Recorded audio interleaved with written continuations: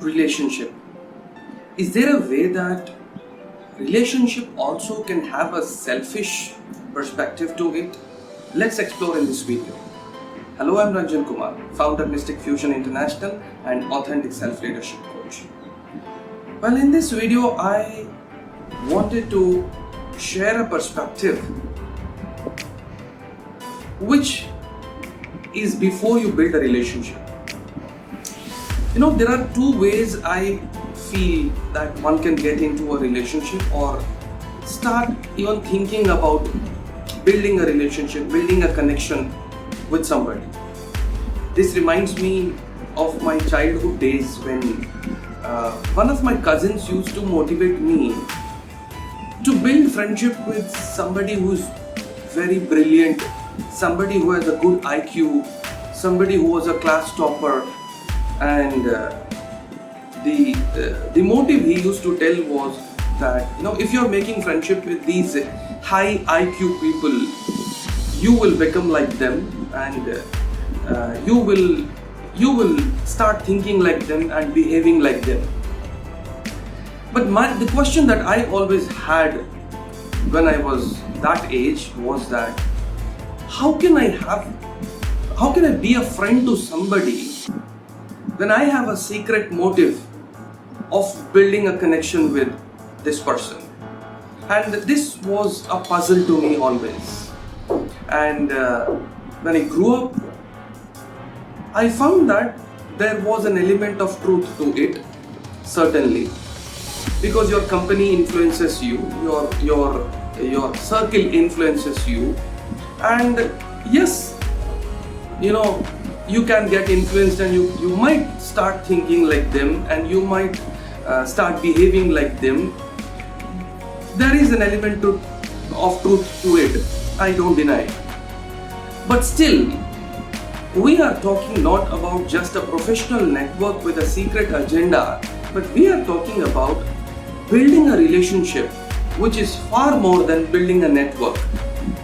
And I still kept on pondering on this and found that when you have a secret agenda behind building your proposal to build a relationship with somebody, then probably you will not be able to be open-minded, and you won't be able to be in that moment enjoying having fun in that relationship.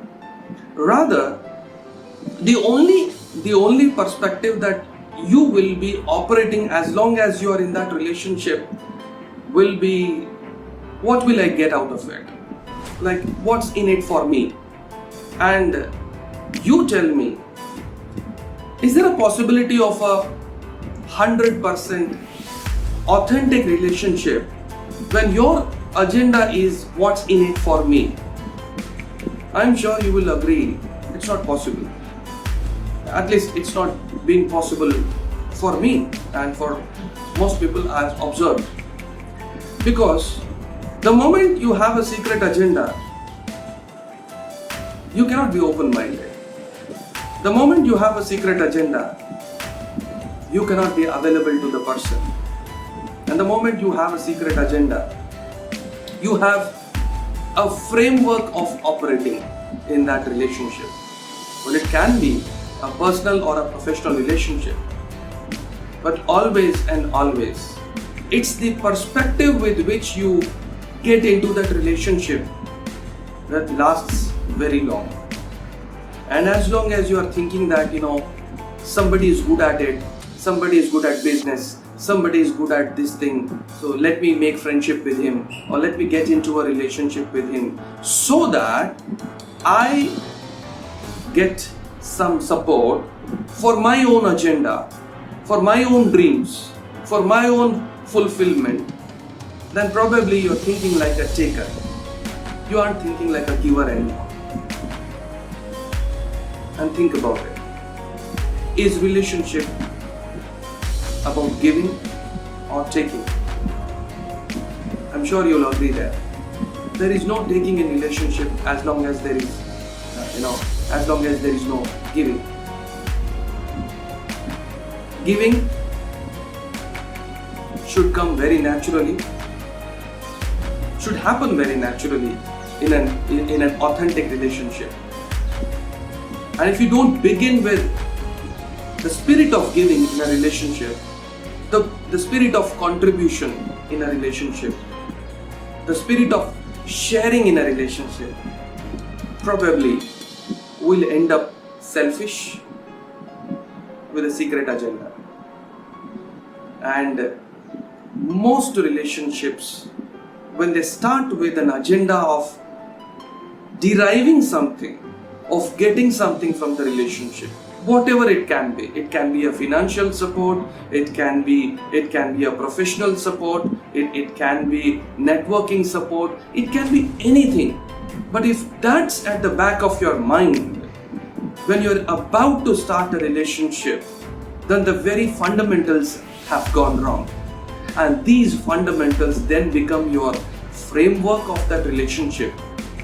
And the moment you approach this person thinking that now he's your friend, thinking that now he's your well-wisher, and thinking that I have his or her support, you do have their support, undeniably, but you have an agenda, and this agenda is going to betray you because you are not available to that person's affection, you cannot be available to that person's presence, and since you are not available to that person's presence, your motive is more of business-like than fun of just being in that relationship. While you might be secretly craving for that 100% authentic relationship, you might be, but it's your agenda, it's your thought, it's your perspective which is blocking your way of experiencing that love, that affection, that friendliness, that open-mindedness with the person. And it's not that person who's blocking you. It's not the relationship which is blocking you. In fact, it's the agenda that you started with, which is not allowing you to see the truth in that relationship. And the truth is never in the motives. The truth is in the presence. The truth is being available to that person only for the pure fun of being in that relationship. I still remember I had a friend, Sanjay Tiwari, when I was very young. For many people he was not a disciplined child, but for me he was just awesome. For me, I used to enjoy his company. For me, he was just as authentic as any child can be. And he was not pretending to be a good child. And that's the reason why most parents disliked him. But for me, he was a hero because he was that natural rowdy. He was that natural boy, and he was not pretending to be indisciplined. But he was what he was. And for me, he was like someone who was just being who he truly is. And I didn't understand why most parents disliked him. But I still remember that he was an authentic child. He was just being who he is. And the same Sanjay Tiwaris I see these days, who might seem like indisciplined, who might seem like not going the common path that most grown-ups or most adolescents travel, but they have this creative bent of mind, and I see that that's possible only and only when you're authentic to your own self. And these two relationships, one with your own self and one with anybody else, I'm sure you will agree that it is the authenticity in your perspective which can help you see that depth in that relationship. And if you're trying to get into a relationship with a secret hidden agenda or a very mean desire for some help from this person, I think the very purpose of relationship is getting diluted. Relationship can give any number of things. You can expect all the good things to happen once you are enjoying that relationship, once you are having fun in that relationship. But that comes as a natural consequence of you being available to that person and to that moment. It's not coming because of that person.